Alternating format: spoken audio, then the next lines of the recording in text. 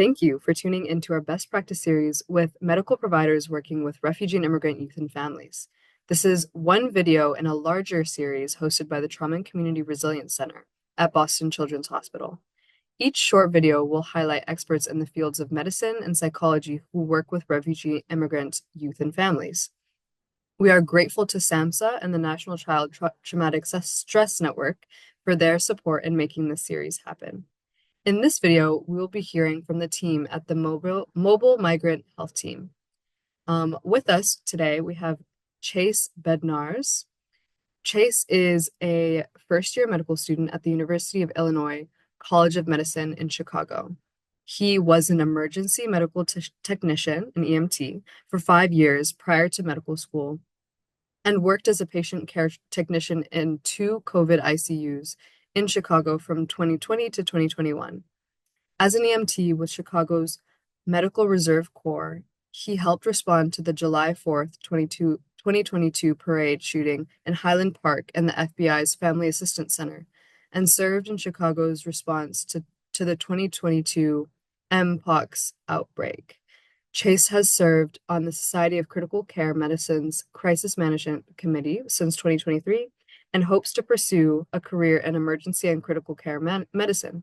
He's passionate about pursuing best practices for the care of vulnerable populations in low-resource settings and has volunteered with the Mobile Migrant Health Team since the summer of 2023. Next, we have Sarah Izquierdo. Sarah is a Peruvian-American native to Chicago who's a second-year medical student at the University of Illinois Chicago College of Medicine. After pursuing her Master of Public Health, she investigated the incidence of violence against migrants transiting Latin America in collaboration with Mexico's National Institute of Public Health. In Chicago, she has organized neighborhood-led vaccination campaigns during the COVID-19 pandemic and preventative health fairs in underserved, low-resource communities. In 2023, she started the Mobile Migrant Health Team with a group of classmates and physicians to provide health assessments for recently arrived asylum seekers. Next, we have Jenny Wang. Jennifer is a third-year medical student at the University of Illinois College of Medicine. As a Chicago native, she graduated from Harvard University with a joint degree in neurobiology and music. Jenny serves as the president of New Life Volunteering Society, a student-led nonprofit that provides free healthcare and health education to underserved communities in Chicago. In addition to overseeing New Life Volunteering Society's clinics, specialty care, and community programs, she co-leads the Mobile Migrant Health Team, a student-driven initiative delivering language-concordant, culturally sensitive care to newly arrived migrants. Her academic interests include neurology, critical care, and advancing health access for the underserved. With us, we also have Kelly Bowman. Kelly is a public health professional and a first-year medical student at the University of Illinois College of Medicine with extensive experience in healthcare access, health equity, and migrant health. She received her bachelor's from Amherst College in 2019 and her Master of Public Health from UIC in 2024. She has volunteered with the Mobile Migrant Health Team since the summer of 2023, where she assists with grant writing, leads community-based participatory research, and supports Clínica Nuevas Raíces. Her work emphasizes trauma-informed care, cross-sector collaboration, and community empowerment to address health disparities among underserved populations. With us, we also have Elise Ogden. Elise is a medical and public health student at Loyola University Chicago Stritch School of Medicine, where she serves as a community and global health scholar. She currently works as the first clinic administrator for Clínica Nuevas Raíces with the Mobile Migrant Health Team, helping to ensure accessible, holistic care for migrant patients. Elise brings experience from roles such as patient education chair for the Huntington's Disease Society of America and as medical Spanish instructor, combining clinical knowledge with a strong commitment to health equity. Her work is grounded in both research and direct service, including previous roles as a pharmacy technician, community volunteer, and founder of a nonprofit dedicated to healing through art. Lastly, we have Sarah Cooper. Sarah is a first-year resident at the University of Chicago Internal Medicine and Pediatrics program and serves as co-founding board member for the Mobile Migrant Health Team. She earned her MD at the University of Illinois College of Medicine, her bachelor's from the University of California, Berkeley, and was born and raised in Caracas, Venezuela. Previously, she worked as a medical assistant, a pediatric behavioral therapist, and a neuropsychiatric research coordinator. Within the Mobile Migrant Health Team, she helped grow, mobilize, and structure the team during its inception and has supervised and participated in numerous street medicine runs. She uses her native and medical interpreter Spanish language proficiency within residency and, time allowing, during Chicago street medicine runs with and Clínica Nuevas Raíces shifts. And I'll pass it over to the Mobile Migrant Health Team. Thank you, Sweet, for the kind introductions. My name is Elise, and we're extremely happy to tell you today about our rapid engagement in the Chicago measles outbreak.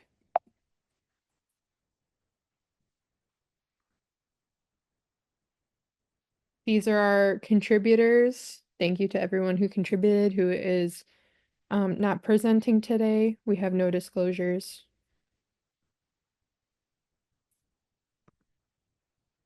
The Mobile Migrant Health Team is a specialized student-run healthcare initiative specifically aiming to provide culturally sensitive and language concordant healthcare and various other supports to vulnerable migrant populations in Chicago, Illinois. We have a strong network of over 300 volunteers and an $80K annual budget. When we say our migrant populations are vulnerable and we provide other support, this population faces just about every different socioeconomic disparity and barrier that you can think of. Across the population, there is a diverse set of needs that we work with a social work student to provide.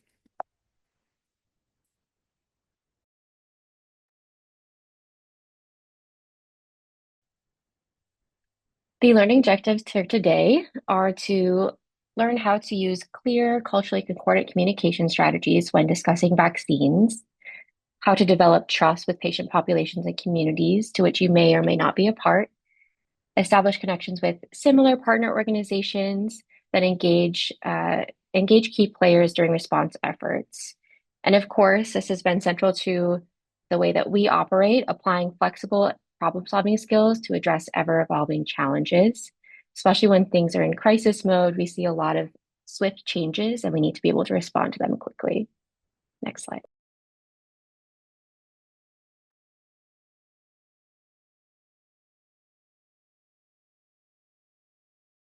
Hello, I'm Chase Bednarz. Just to set the scene, 4 months before the measles outbreak began in Chicago in 2024, in December 2023, in the same shelter that the outbreak occurred in, a 5-year-old child, Jean Carlos, died of sepsis. The Chicago Medical Examiner report identified Group A strep, COVID-19, adenovirus, and rhinovirus and enterovirus co-infections. Jean Carlos's parents and shelter residents specifically identified a critical point of failure in the triage and identification of his critical illness, and their concerns were documented in multiple publications immediately after his tragic death. Next slide, please.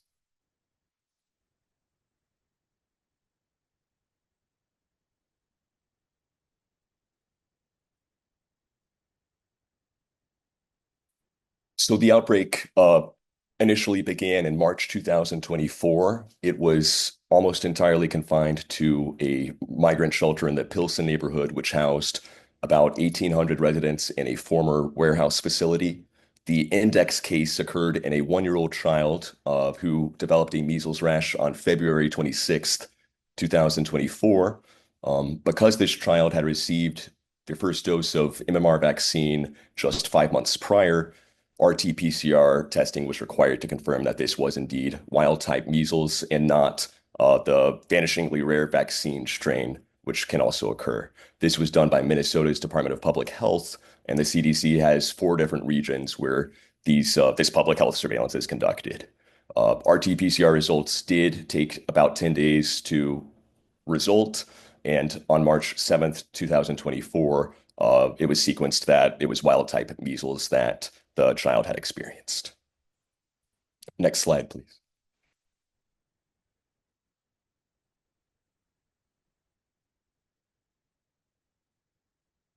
So in the setting of an outbreak, just as a refresher on measles, the CDC typically recommends 2 doses of measles-containing vaccine, first at age 12 through 15 months and a second dose at age 4 through 6 years.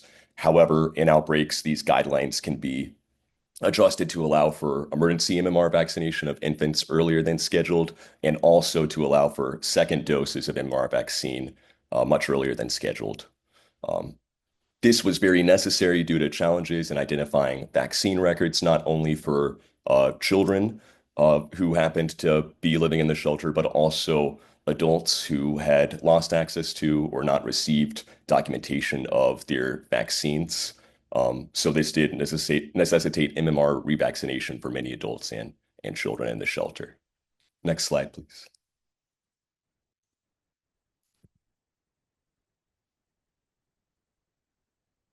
This timeline is taken from the CDC's Mortality and Morbidity Weekly Report, which was published concerning the Chicago 2024 measles outbreak. In total, there were 57 confirmed cases of measles. 52 of these occurred in shelter residents and 3 in staff members at the shelter. 2 cases involved community members not directly living in the shelter. All non-pregnant residents of the shelter aged greater than 6 months with no documentation of previous measles vaccination, and residents greater than 1-year-old who had received a first dose greater than 28 days prior were offered MMR vaccination per the CDC's emergency guidelines during an outbreak. Next slide, please.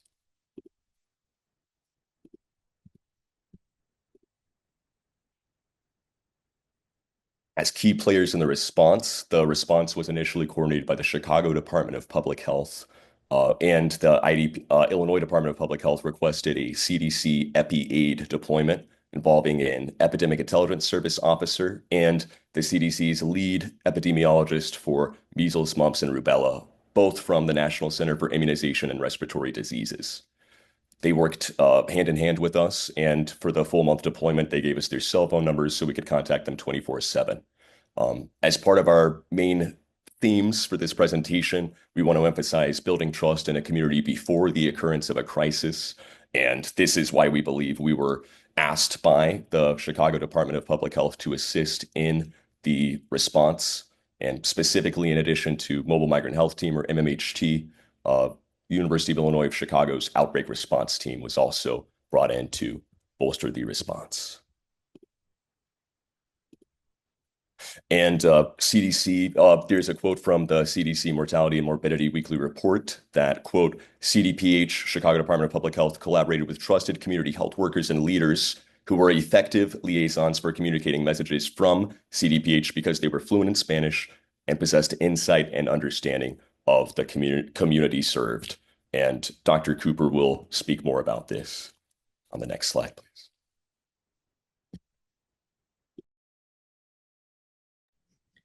Just in terms of what it meant to actually be in action and serve as these effective liaisons. Prior to the coordinated response, the shelter sort of rate of vaccination was 784 residents, a 44% rate. On the 10th of March was when the CDPH sort of put out a call to the different grassroots organizations, including MMHT. We were on site within 3 hours, and we vaccinated for a total of about 8 hours. There were different sort of groups, different categories that we sort of distributed our volunteers towards. Of course, the primary being, vaccinators, vaccination support, drawing up medication. There were patient coordinators and patient education. And following this response into the sort of early morning hours of the 11th, an additional 882 residents were vaccinated, bringing the total to 1,666, which is a vaccination rate of 93%. The response itself yielded several sort of points of identification in terms of ineffective care loops. So in our collaboration with CDPH, we were able to sort of centralize medical record checks with already vaccinated patients not needing to sort of demonstrate their records. The triage model that we were already used to applying, we're not used to a centralized group of people at that point in terms of primarily working in the street medicine field. And so needing to walk around often, visit and revisit areas in case of local migration. And in terms of the language concordance, that really sort of allowed us to build allyship and patient advocacy very quickly. We made specific notes for pregnant residents to escalate their need to relocate and very strictly isolate in this setting. Next slide, please.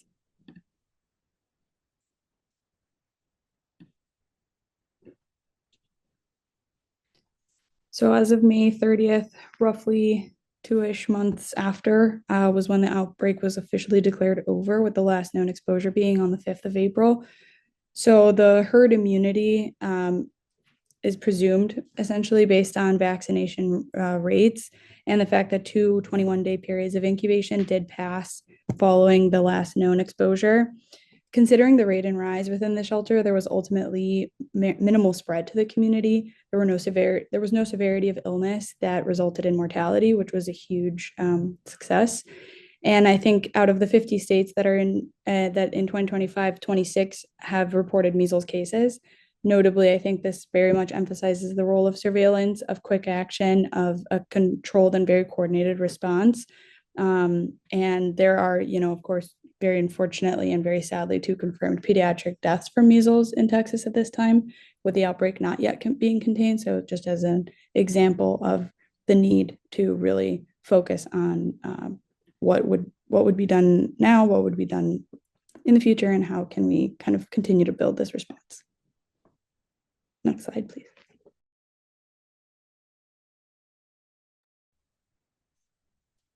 To continue the discussion about how groups like the Mobile Migrant Health Team that were on the ground were able to address the situation so quickly and so successfully, we looked at a couple of different things that made our efforts work out, as mentioned previously. So one of those was the fact that our group was able to mobilize so quickly based on the way that we were communicating with one another through social media channels, by word of mouth, and based on the flexibility sometimes that trainees can have in terms of being able to get on the ground and provide care, sometimes compared to other groups. Other things that helped to make this a success by necessity, by how severe the situation had become when MMHT had joined in, there was a lot of buy-in at that time from the level of federal, state, and municipal powers and partners. So that was also a big help for making this all work out. As mentioned previously, many of our volunteers were part of the communities or had already been volunteering significantly with the communities that we were going to go help. So we already had that level of trust and that language concordance that ultimately helped us to be able to connect better with residents at the shelter. And we were able to learn some new lessons as well, taking away from it, as mentioned previously too, from taking our usual mobile emergency triage model and making sort of a middle ground between that and a more permanent location by utilizing a base camp setup while we were in these shelters. And that actually set the stage for us to jump into some more preventive care for the future. Next slide, please.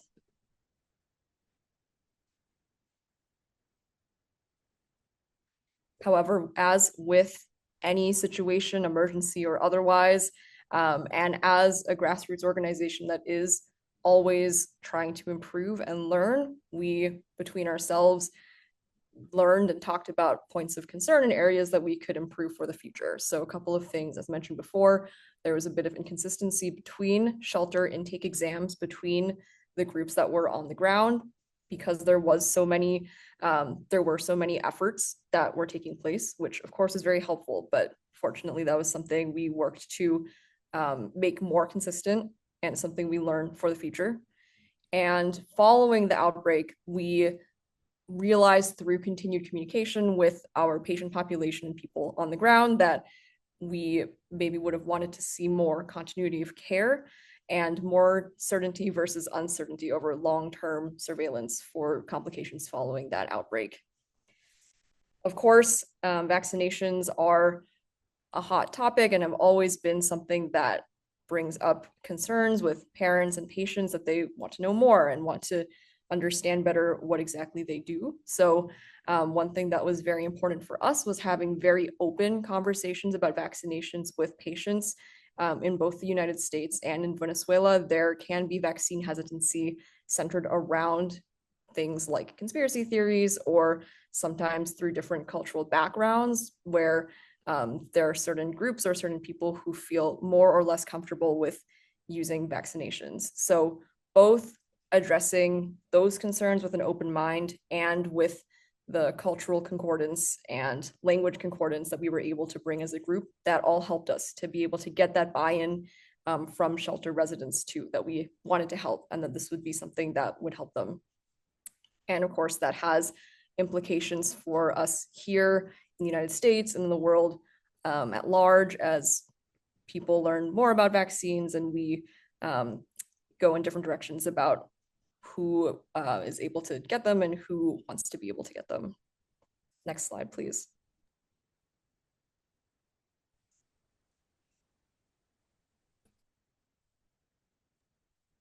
So, as we evolved as a group, we had to pivot our patient access, and as a result, Clínica Nuevas Raíces, or Clinic New Roots, was born. So, following the measles outbreak, the city of Chicago announced new vaccination policies for Pilsen shelters. The city then contracted healthcare groups as the only shelter providers, changing our access to individuals living in the shelters.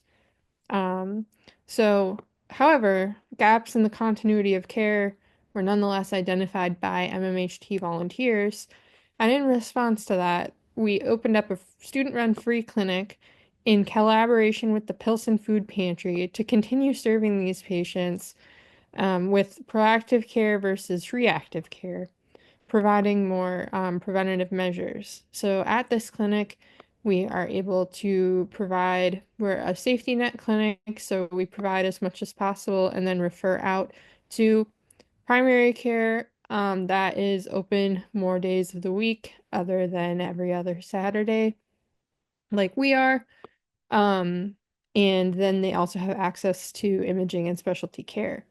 At our clinic, we offer labs like A1C, STI testing, um, Nexplanon removals, like basic procedures such as that, trigger finger injections, pap smears, and more. We want to reinforce the theme of perseverance with this, that in response to the challenge of having our access to this patient population change, we were still able to increase patient access to healthcare and actually go beyond what we were previously providing. So.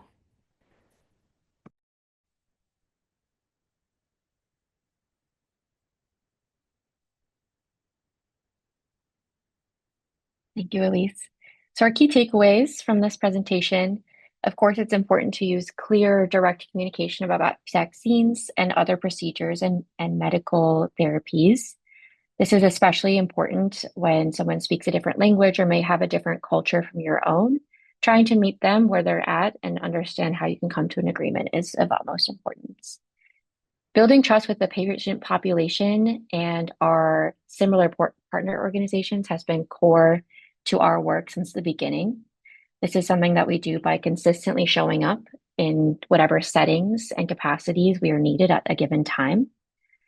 And especially in this case, by By already having connections with the Chicago Department of Public Health and other city organizations, we were able to get in and help with the measles outbreak much quicker than where we would have if we were just building those relationships. And as Elise said, perseverance. We have often built the plane while flying, come upon situations where we weren't sure how we were going to respond. But by working as a team and communicating very effectively, we make adjustments and we meet the needs as much as we can when we see them. Next slide, please.